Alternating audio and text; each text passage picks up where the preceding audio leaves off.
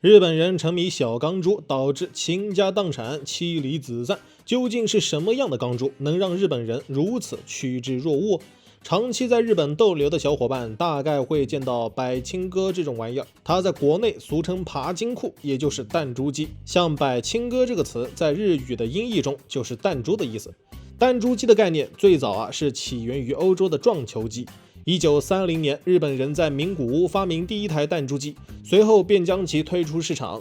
因为弹珠机好上手，是个人就会玩，因此广受顾客欢迎。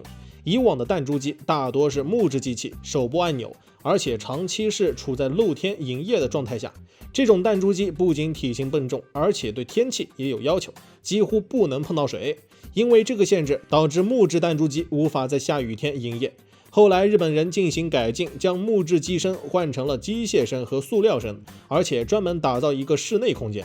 如此一来，弹珠机就能全天候24小时营运。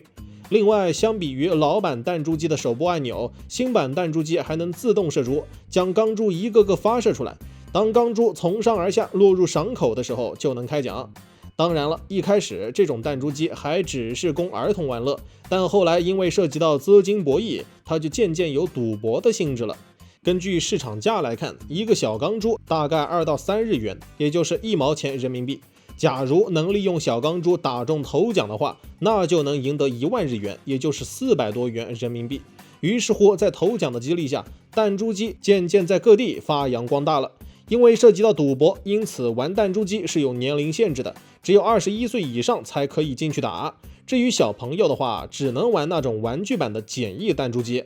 随着玩弹珠机的人越来越多，店家为了吸引人，开始把店面建设往炫酷方向做，比如灯光、音乐等，全部做得五颜六色，氛围感十足。许多人来到弹珠机的游戏厅以后就跟进了自己家一样，专心体验那种热闹的独处。日本街头五光十色的弹珠机店，给那些社恐又孤独的人带来了一丝内心的平静。即便是闲来无事的人来这里释放压力，也是个不错的选择。这么有益于身心健康的弹珠机是怎么让人倾家荡产的呢？其实这跟沉迷赌博的逻辑是一模一样的。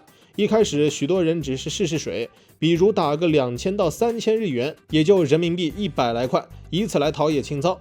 然而越到后面，某些人玩得越大，往往一天下来能输掉10多万日元，差不多也有4500元人民币了。当然了，期间也冒出过许多技术娴熟的职业玩家，一个月能赚200万日元。正所谓眼红是赌博的动力，许多人看到大神的手气这么好，于是也纷纷跃跃欲试。就这样，一场全民弹珠狂欢开始了。据有关数据统计，在巅峰时期，每天都有500万人在玩弹珠机，主打的就是一个独乐乐不如众乐乐。老话说得好，物极必反，因为太过执迷的缘故，许多人不仅没赚到钱，反而输得一塌糊涂。据说每年都有上百万人在弹珠机前倾家荡产，精神趋于崩溃。最关键的是，还有一部分人因为过度沉迷，甚至还闹出了人命。从1987年到2002年至15年时间里，因为父母沉迷于弹珠机的缘故，导致2000多名儿童在车里窒息或中暑而死。可见弹珠机对日本人造成的危害有多大。当然了，面对这种情况，日本政府不可能不作为。首先，日本法律本就禁止赌博，一旦发现赌博，轻则罚款50万日元，重则蹲局子。其次，在2008年的时候，为了抑制民众对弹珠机的狂热，日本一度更改了消费金融法，也就是高利贷法，通过这种釜底抽薪的模式，断了许多人豪赌的费用。与此同时，日本还将那些超高人气、极具赌博性质的4号弹珠机替换成了赌博性质不强的5号弹珠机。在种种举措之下，日本人对于弹珠机的执迷果然少了许多。日本为了防止民众沉迷弹珠机，将超高人气的4号弹珠机换成了赌博性质不强的5号机。按当时的调查来看，有30%的弹珠爱好者表示，如果没有4号机的话，接下来就不玩了。最终，在日本有关部门的大力干预下，弹珠机界流失了将近1000万忠实粉丝。然而，老话说得好，道高一尺，魔高一丈。日本政府不是不让赌博嘛，那就是不赌呗，咱们直接用弹珠换礼物。很快，许多弹珠店开启了弹珠换礼品的模式，顾客将弹珠赢来后，可根据弹珠数量和自身需求替换价值不等的各式礼品。当然，这还没完，因为在弹珠店的旁边还有一家名叫寡妇福利会的店，顾客拿着礼品来到这家店后，就能把它重新换成钱了。这样一来，不就能逃避法律的制裁了？至于为什么那些店会叫寡妇福利会，就不得而知了，可能里面含有某些不为人知的小秘密吧。这时候很多人会问了，像这么明显的洗钱操作，难道日本政府不会管吗？关于这个问题还真不好说，毕竟弹珠机行业确实是日本政府比较大的一个税收来源。